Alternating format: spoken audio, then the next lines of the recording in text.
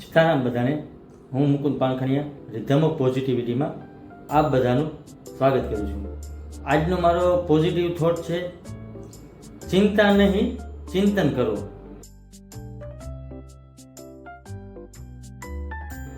મિત્રો, લાઈફ ખૂબ જ સરસ છે.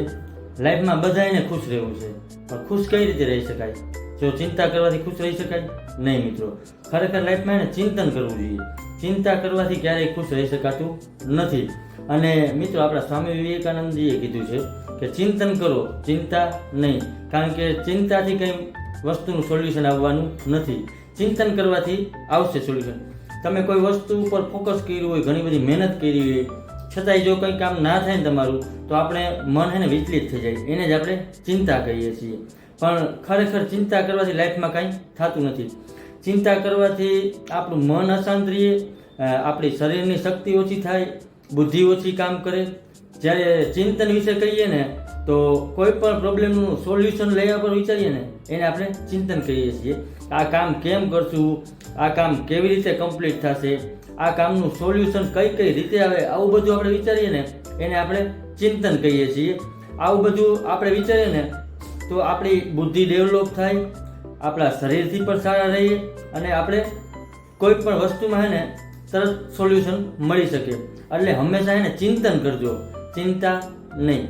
મિત્રો, લાઈફ છે તો પ્રોબ્લેમ રહેવાની, પણ હરેક પ્રોબ્લેમના રસ્તા છે. આપણે ચિંતા કરશું તો રસ્તા મળશે નહીં મળે. મિત્રો, હંમેશા આપણે ચિંતન કરવું જોઈએ. કોઈ પણ પ્રોબ્લેમ હોય ને, એનો રસ્તો ગોતવો જોઈએ. મિત્રો, આપણે બધાને ખ્યાલ છે, આપણે માનવ છીએ, આપણું હ્યુમન નેચર છે, ચિંતા થાય, બધાને થાય.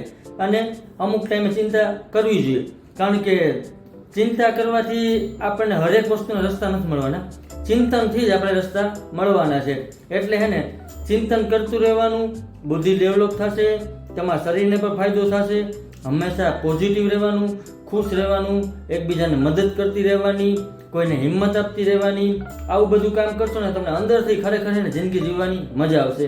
એકવાર ટ્રાય કરજો, ખરેખર એકવાર ચિંતન કરીને ટ્રાય કરજો કે કોઈ પણ વસ્તુને સોલ્યુશન ગોતવાનું, એ ઉપર આપણું ફોકસ રાખવાનું.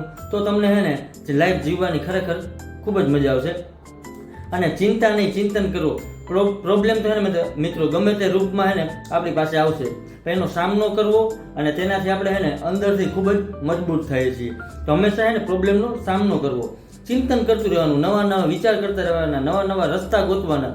એનાથી આપણે અંદરથી ડેવલપ થઈએ. ને જ્યારે તમે અંદરથી ડેવલપ થાવ ને, તો મિત્રો તમે લાઈફમાં કંઈ પણ કરી શકો છો. એટલે હંમેશા ચિંતન કરતું રહેવાનું. અને મિત્રો, લાસ્ટમાં હું એટલું કહીશ કે શું થશે એ વિચારવું ને, એ ચિંતા છે, પણ શું થઈ શકે એમ વિચારવું ને, એ ચિંતન છે. તો હંમેશા મિત્રો ચિંતન કરો, ચિંતા નહીં. અને થેન્ક યુ મને જોવા અને સાંભળવા બદલ. નેક્સ્ટ વિડીયોમાં હું બીજો પોઝિટિવ થોટ લઈને આવું છું. મારા ઇન્સ્ટા અને એફબીના પેજને ફોલો અને શેર કરજો. મારી યુટ્યુબ ચેનલને લાઇક, શેર અને સબસ્ક્રાઈબ કરજો, જેથી કરીને આપણે વધુમાં વધુ લોકો સુધી પોઝિટિવિટી સ્પ્રેડ કરી શકીએ. અને જિંદગીમાં હંમેશા ચિંતન કરવાનું, ચિંતા નહીં. ચિંતન કરવાથી તમે લાઈફમાં હંમેશા ડેવલપ થશો. Thank you all of you.